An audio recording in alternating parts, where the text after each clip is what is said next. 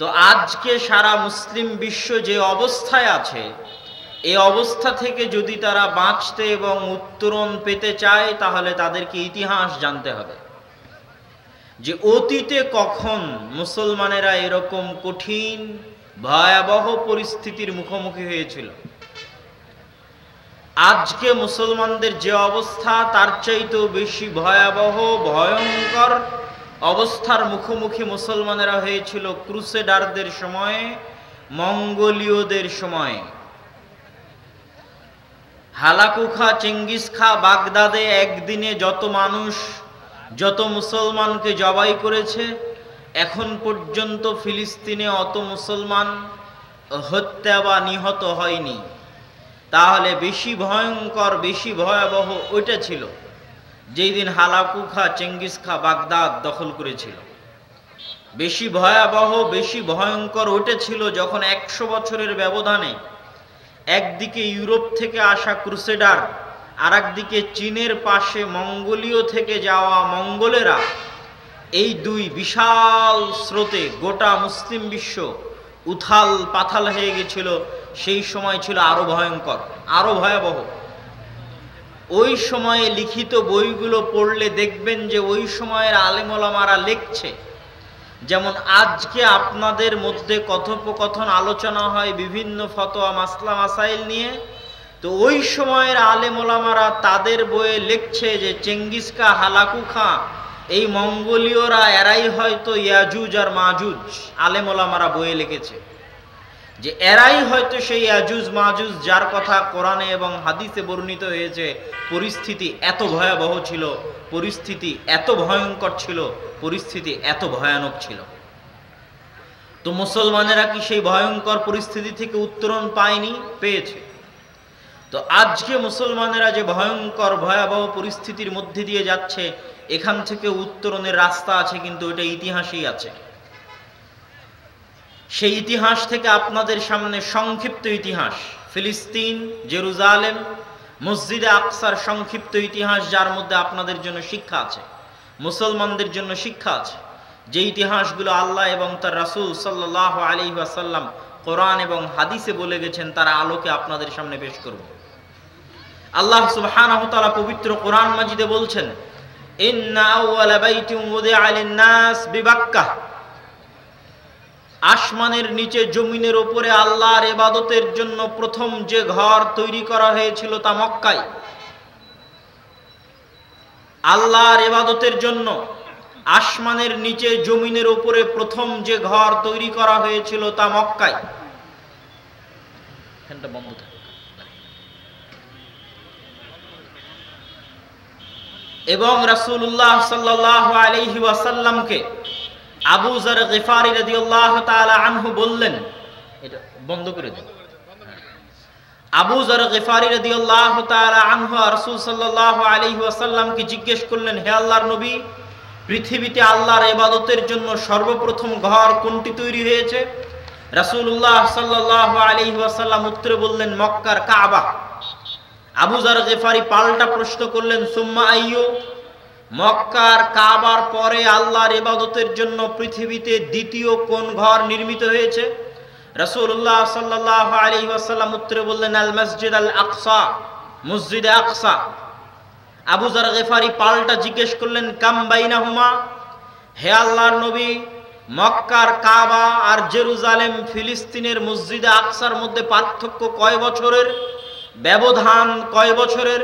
রাসূলুল্লাহ সাল্লাল্লাহু আলাইহি ওয়াসাল্লাম বললেন, 40 আমা, 40 বছরের ব্যবধান।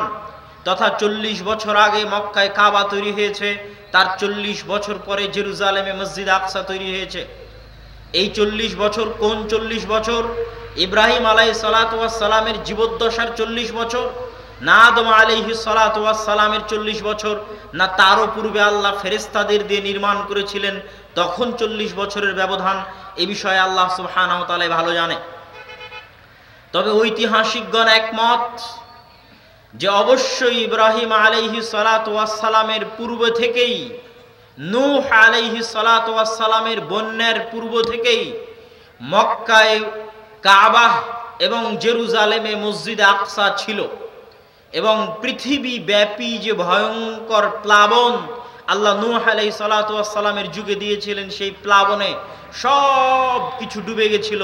তখন কাবা ঘরও ধ্বংস হয়ে গেছিল, মসজিদে আকসাও ধ্বংস হয়ে গেছিল।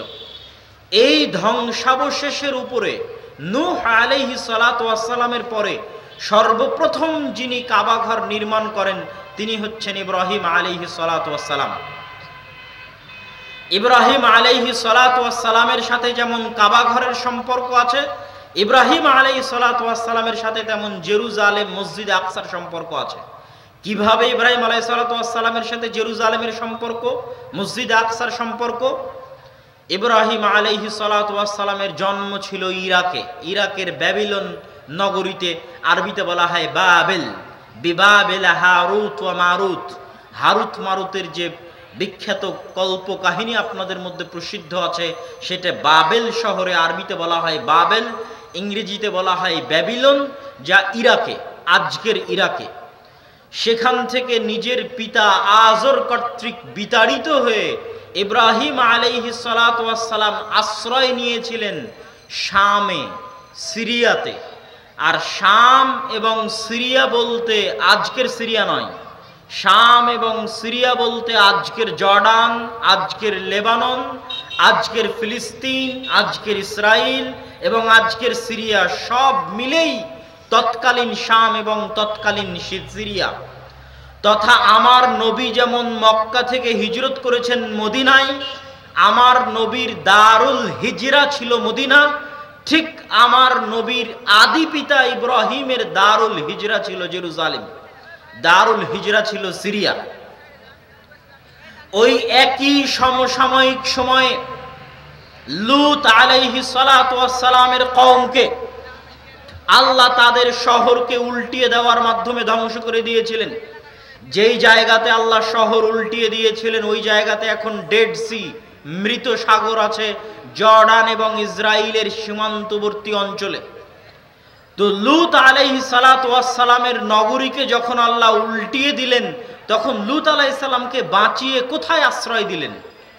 ইব্রাহিমকে যেমন ইরাক থেকে পিতার অত্যাচার এবং জালেম বাদশাহ নমরুদের অত্যাচার থেকে বাঁচিয়ে জেরুজালেমে আশ্রয় দিয়েছিলেন, তেমনি লূত আলাইহিস সালাতু ওয়াস সালামের কওমকে ধ্বংস করে দিয়ে তাকে বাঁচিয়ে তার পরিবার পরিজন সহ তাকে আশ্রয় দিয়েছিলেন জেরুজালেমে।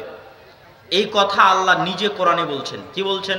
ওয়ানাজ্জাইনাহু ওয়া লূতান, আমি ইব্রাহিমকে আশ্রয় দিয়েছি, আমি লূতকে আশ্রয় দিয়েছি, ইলাল আরদিল্লাতি বারাকনা ফিহা লিল আলামিন, আমি ইব্রাহিমকে আশ্রয় দিয়েছি ওই মাটিতে, লূতকে আশ্রয় দিয়েছি ওই মাটিতে, যেই মাটিতে আমি সারা পৃথিবীর মানুষের জন্য বরকত রেখেছি। বলেন আল্লাহু আকবার। আল্লাহ কোরআনে বলছেন জেরুজালেমের মাটিতে সারা পৃথিবীর মানুষের জন্য বরকত আছে। ফিলিস্তিনের আল মসজিদ আল আকসার মাটিতে সারা পৃথিবীর মানুষের জন্য বরকত আছে। এখনো কোরআনে এই আয়াত এভাবেই লিপিবদ্ধ আছে এবং আল্লাহ বলছেন এখানে আমি আশ্রয় দিয়েছি ইব্রাহিমকে, এখানে আমি আশ্রয় দিয়েছি লূতকে।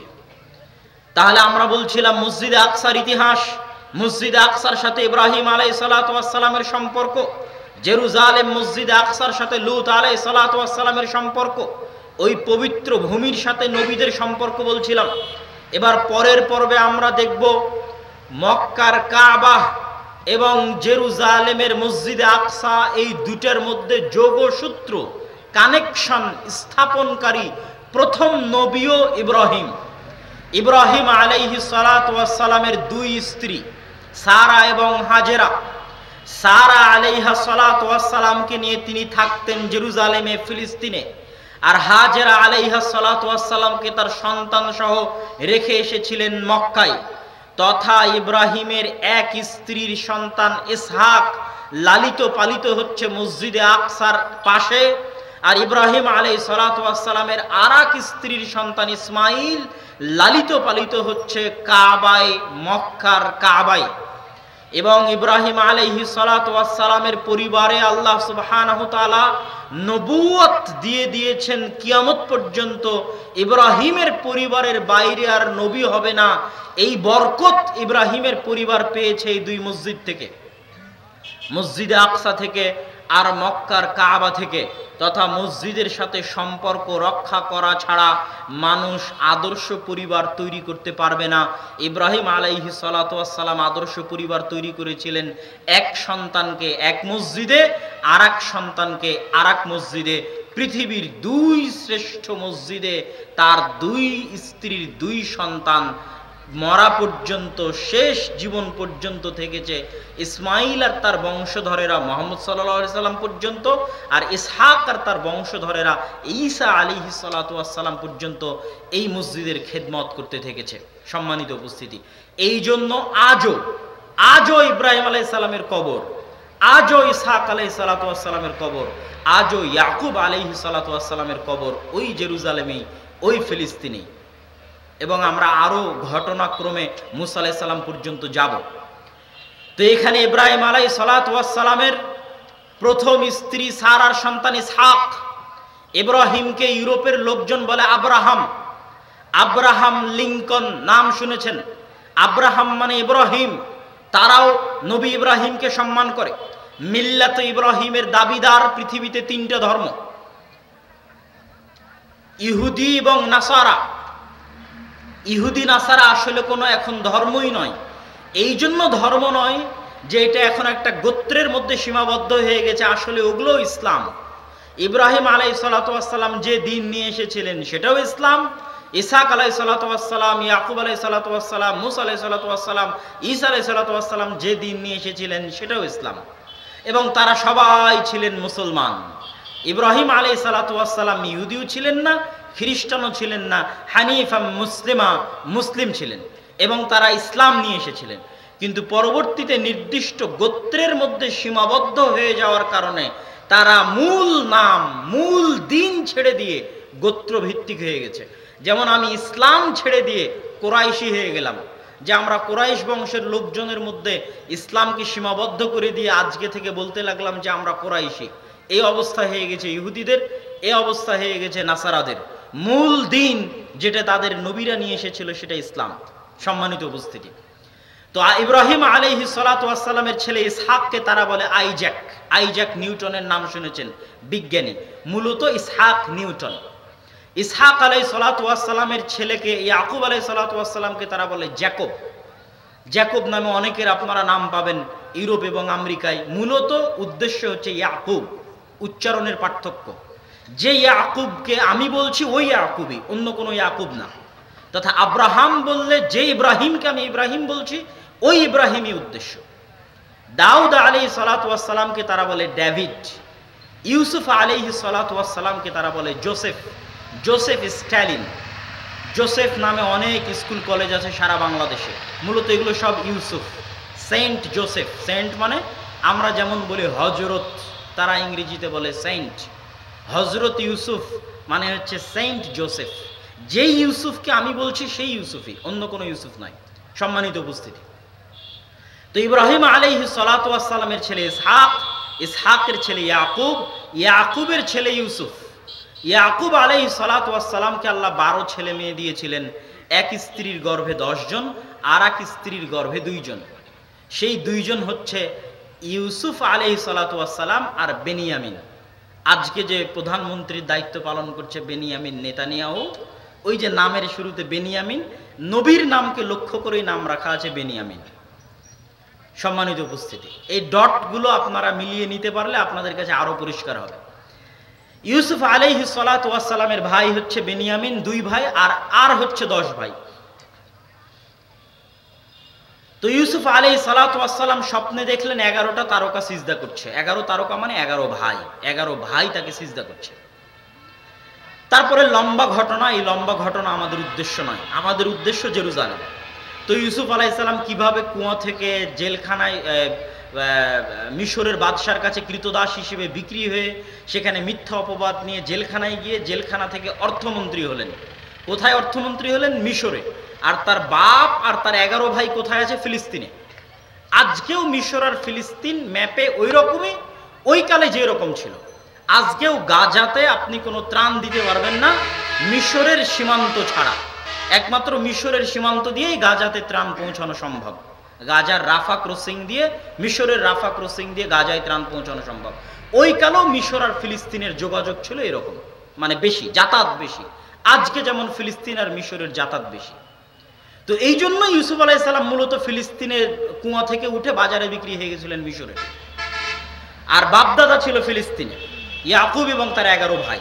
উনি ওনাদেরকে ডেকে পাঠালেন, ওনারা মিশরে গেলেন। 70 জনের বিশাল পরিবার নিয়ে ইয়াকুব আলাইহিস সালাম মিশরে গেলেন।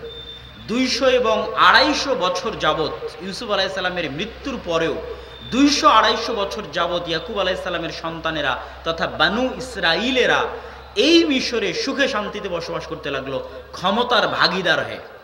তারপরে ফেরাউন যখন ক্ষমতা দখল করে নিল, এবার আসছে মুসা। তাহলে ইউসুফের প্রায় 400 বছর পরে মুসা, মনে রাখতে হবে। ইউসুফ আলাইহিস সালাতু ওয়াস সালামের প্রায় 400 বছর পরে ওই বংশে তথা ইব্রাহিমের বংশে, ইসহাকের বংশে, ইয়াকুবের বংশে, ওই বংশেই মুসা আলাইহিস সালাতু ওয়াস সালামের জন্ম। তখন ফেরাউনের অত্যাচার চলতেছে 100-150 বছর যাবৎ। কি অত্যাচার? শিশু হত্যা। আজকে যেমন তারা টার্গেট করে শিশু হত্যা করছে ফিলিস্তিনের, একদম ইচ্ছাকৃতভাবে টার্গেট করে যে শিশু হত্যা করতে হবে, এইভাবে ফেরাউন টার্গেট করে ইচ্ছা করে শিশু হত্যা করত। আজকে যেমন তারা ইচ্ছা করে টার্গেট করে বানু ইসমাইলের, আমরা হচ্ছে বানু ইসমাইল, উম্মতে মুহাম্মাদি হচ্ছে বানু ইসমাইল, বানু ইসমাইলের মুসলমানের সন্তানদের টার্গেট করে হত্যা করতেছে শিশুদেরকে। ওই কালের ফেরাউন বানু ইসরাইলের সন্তানদের টার্গেট করে হত্যা করত। আল্লাহ সুবহানাহু ওয়া তাআলা মুসা আলাইহিস সালাতু ওয়াস সালামকে সেই ষড়যন্ত্রের মধ্যে থেকে বাঁচিয়ে তাকে নবুয়ত দিলেন। লম্বা ঘটনা। আমাদের টার্গেট জেরুজালেম। মুসা আলাইহিস সালাতু ওয়াস সালামের উপর যখন ফাইনাল অ্যাটাকে গেল ফেরাউন, মুসা আলাইহিস সালাম পালাচ্ছেন। পালাতে পালাতে সমুদ্রে রাস্তা তৈরি হলো 12টা। 12টা রাস্তা কেন? ওই যে ইয়াকুব আলাইহিস সালামের 12 সন্তান ছিল, 12 সন্তানের জন্য 12 রাস্তা। 12 রাস্তা দিয়ে সমুদ্র অতিক্রম করে যেখানে গেলেন সেটা সিনাই মরুভূমি। আজকেও লোহিত সাগরের ওই পারে ফিলিস্তিনের সাথে লাগানো গুগল ম্যাপে গেলে দেখবেন যে সিনাই মরুভূমি। ওই সিনাই মরুভূমিতেই তুর পাহাড় আছে, যেই তুর পাহাড়ে মুসা আলাইহিস সালাতু ওয়াস সালাম তাওরাত আল্লাহর পক্ষ থেকে রিসিভ করেছিলেন, পেয়েছিলেন, ওই সিনাই মরুভূমিতে আছে। আর মরুভূমি হওয়াতে কোনো পানি ছিল না, মরুভূমি হওয়াতে কোনো খাবার ছিল না। এই জন্য আল্লাহ পাথর ফেটে ঝর্ণা প্রবাহিত করেছিলেন তাদের জন্য। আসমান থেকে খাবার পাঠাতেন, মান্নার সালোয়া। আসমান থেকে মান্না সালোয়া কিভাবে আসতো? আসমান থেকে মান্না সালোয়া পাখির আকৃতিতে তাদের বাড়িতে আসতো। তারা পাখি ধরে সেটা জবাই করত, অথবা গাছে তারা কোনো পাত্র রেখে আসতো, সেই পাত্রে আসমান থেকে খাবার আসতো এবং সেই খাবার তারা ভক্ষণ করত। কেননা মরুভূমিতে কোনো খাবার উৎপাদনের ব্যবস্থা ছিল না। তো মুসা আলাইহিস সালাতু ওয়াস সালাম ফেরাউন ডুবে যাওয়ার পরে মিশরে ফেরত গেলেন না কেন?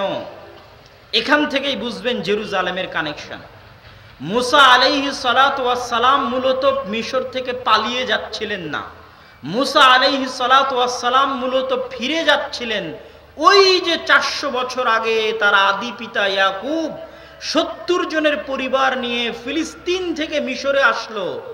তার দাদা, তার বাবা ইব্রাহিম, ইসহাক সব কোথায় বসবাস করত? সব ফিলিস্তিনে, জেরুজালেমে বসবাস করত।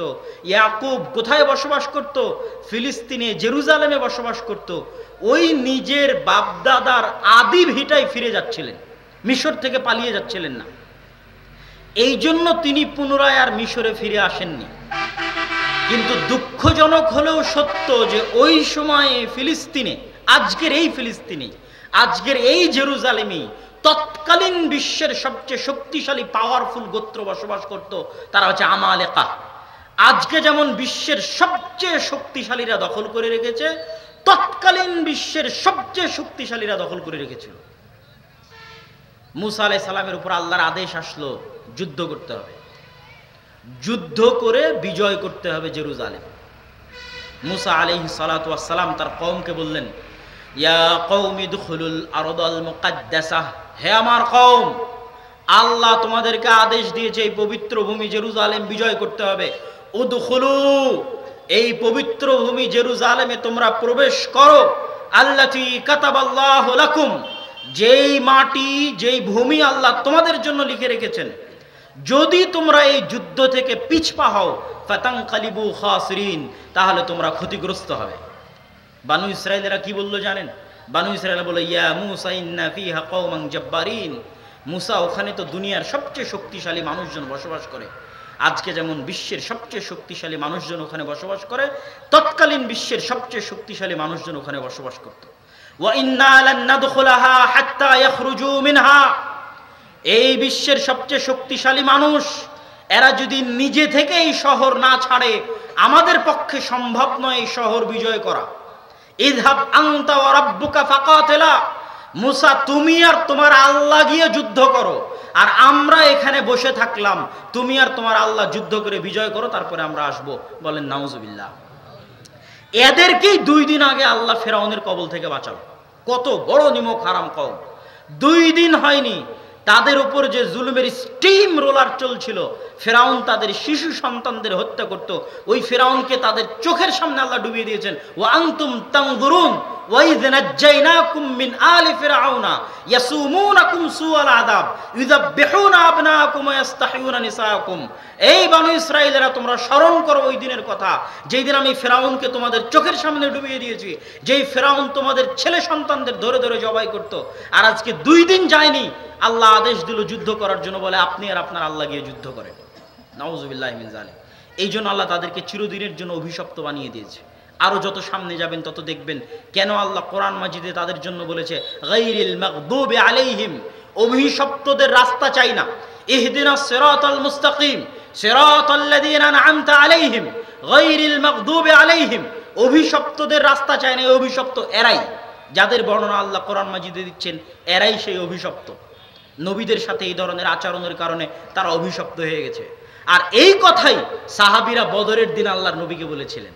যেই দিন বদরের দিন সাহাবীরা 313 জন ছিলেন, সেই দিন সাহাবীরা আল্লাহর নবীকে বলেছিলেন, আমরা মুসার কওমের মতো আপনাকে বলবো না যে আপনি আর আপনার আল্লাহ গিয়ে যুদ্ধ করেন। আপনি সাগরে ঝাঁপ দিতে বললে সাগরে ঝাঁপ দিব, আগুনে ঝাঁপ দিতে বললে আগুনে ঝাঁপ দিব। আপনার সাথে জীবনে এবং মরণে মুসার কওম, মুসার আলাইহিস সালাতু ওয়াস সালামের সাথে যা বলেছিল, আমরা আনসার এবং মুহাজিররা আপনাকে তা বলবো না। এটা উম্মতে মুহাম্মাদের বৈশিষ্ট্য। সামি'না ওয়া আতা'না, শুনলাম এবং মেনে নিলাম। সম্মানিত উপস্থিতি, যখন আল্লাহর এত দয়া, এত নেয়ামত থাকার পরেও চোখের সামনে পাথর ফেটে ঝর্ণা তৈরি হচ্ছে, চোখের সামনে জান্নাত থেকে খাবার আসতেছে, চোখের সামনে ফেরাউনকে ডুবে যেতে দেখলো, তারপরেও এত বড় নিমক হারামি মুসা আলাইহিস সালাম সহ্য করতে পারলেন না। মুসা আলাইহিস সালাতু ওয়াস সালাম আল্লাহর কাছে বললেন, আল্লাহ আর সম্ভব নয়, আমার জাতি থেকে আমাকে আলাদা করে দেন, আমি আমার আর আমার ভাইয়ের দায়িত্ব ছাড়া আমার জাতির দায়িত্ব নিতে পারবো না। ফাইন্নাহা মুহাররামাতুন আলাইহিম 40 সানা ইয়াতিহুনা ফিল আরজ, আল্লাহ তাদের উপর গজব নাজিল করলেন 40 বছরের। ওই সিনাই মরুভূমিতে 40 বছর যাবত ঘুরতে থাকবে, এটা তাদের জন্য আল্লাহ গজব দিয়ে দিলেন। এর মধ্যেই মুসা আলাইহিস সালাতু ওয়াস সালাম মারা গেলেন, এই 40 বছরের মধ্যেই। তো মুসা আলাইহিস সালাতু ওয়াস সালাম অন্তরে এই ব্যথা নিয়ে মারা যাচ্ছেন যে তিনি জেরুজালেমে প্রবেশ করতে পারেননি, পবিত্র ভূমিতে তিনি ঢুকতে পারেননি। প্রত্যেক মুসলমানের অন্তরে ব্যথা থাকা উচিত যে তারা মসজিদে আকসায় যেতে পারে না। প্রত্যেক মুসলমানের অন্তরে ব্যথা থাকা উচিত যে তারা জেরুজালেমে প্রবেশ করতে পারে না। সুলতান সালাহুদ্দিন আইয়ুবী এই শপথ করেছিলেন যে যতদিন তিনি জেরুজালেমের মসজিদে আকসায় 2 রাকাত সালাত আদায় না করবেন, ততদিন তিনি মক্কা এবং মদিনায় হজের জন্য সফর করবেন না। এই কষ্ট তিনি অনুভব করতেন, এই কষ্ট তিনি ফিল করতেন যে আল্লাহর 3টা পবিত্র মসজিদের একটা পবিত্র মসজিদ, পৃথিবীর সবচেয়ে পুরাতন 2টা মসজিদের একটা পুরাতন মসজিদ, পৃথিবীর সকল নবী যারা দ্বীনের দাওয়াত, ইসলামের দাওয়াত নিয়ে এসেছেন, তাদের অধিকাংশই এই মসজিদের আশেপাশে থেকেছেন, উঠেছেন, বড় হয়েছেন। সেই মসজিদে আমরা যেতেও পারি না, সেই মসজিদে আমরা সালাতও আদায় করতে পারি না। এই কষ্ট আপনার থাকতে হবে, এই কষ্ট আপনার ছেলে মেয়ের মাথায় দিতে হবে, যেমন সুলতান সালাহুদ্দিন আইয়ুবীর অন্তরে এই কষ্ট ছিল। তো জেরুজালেমে ঢুকতে না পারার কষ্ট নিয়ে মুসা আলাইহিস সালাম মারা যাচ্ছে। কত বছর আগের ইতিহাস বলছি আপনাকে, অথচ আজকে মনে হচ্ছে বাস্তব। আজকের জেরুজালেমের সাথে মিলিয়ে দেখেন, এটা কত বছর আগের ইতিহাস বলছি। মুহাম্মদ সাল্লাল্লাহু আলাইহি ওয়াসাল্লামেরও কত বছর আগে, ঈসা আলাইহিস সালামেরও কত বছর আগে। কোথায় মুসা আলাইহিস সালাম? তখন মুসা আলাইহিস সালাতু ওয়াস সালাম আল্লাহর কাছে দোয়া করছে, বুখারীর হাদিস, ফাসাআলাল্লাহ আইয়ুদনিয়াহু মিনাল আরজিল মুকাদ্দাসা রামিয়াতা বিহাজারিন। মুসা আলাইহিস সালাতু ওয়াস সালাম মৃত্যুর সময় আল্লাহর কাছে দোয়া করলেন, আল্লাহ, আমার কওমের নিমক হারামির কারণে জেরুজালেমে প্রবেশ করতে পারলাম না, আপনি আমার মৃত্যুটা এই মসজিদে আকসা, এই বাইতুল মুকাদ্দাস, এই জেরুজালেমের এত নিকটে আমার মৃত্যু দান করুন, যেন জেরুজালেম থেকে মসজিদে আকসা থেকে একটা ঢিল নিক্ষেপ করলে আমার কবরে এসে পৌঁছে। কত বড় ব্যথা অন্তরে থাকলে একজন নবী এই দোয়া করতে পারে। মুহাম্মদ সাল্লাল্লাহু আলাইহি ওয়াসাল্লাম বলছেন, আমি যদি আজ ফিলিস্তিনের মাটিতে থাকতাম তাহলে তোমাদের দেখিয়ে দিতাম কোথায় মুসা আলাইহিস সালাতু ওয়াস সালামের কবর আছে। সম্মানিত উপস্থিতি, মুসা আলাইহিস সালাতু ওয়াস সালামের মৃত্যুর পরে, হারুন আলাইহিস সালাতু ওয়াস সালামের মৃত্যুর পরে নতুন নবী হলেন ইউশা বিন নুন। ইউশা বিন নুনকে ওই যে খিজির আলাইহিস সালাতু ওয়াস সালামের বিশাল লম্বা ঘটনা আপনারা জানেন, যে মুসা আলাইহিস সালাম একজন যুবককে সাথে করে নিয়ে খিজির আলাইহিস সালামকে খুঁজতে বের হয়েছিলেন। যেই যুবকের প্যাকেট থেকে, থলে থেকে মাছ বের হয়ে গেছিল, ওই যুবকই ছিল ইউশা বিন নুন। যখন বানু ইসরাইলদের উপর যুদ্ধ ফরজ হয় জেরুজালেম দখল করার জন্য, তখন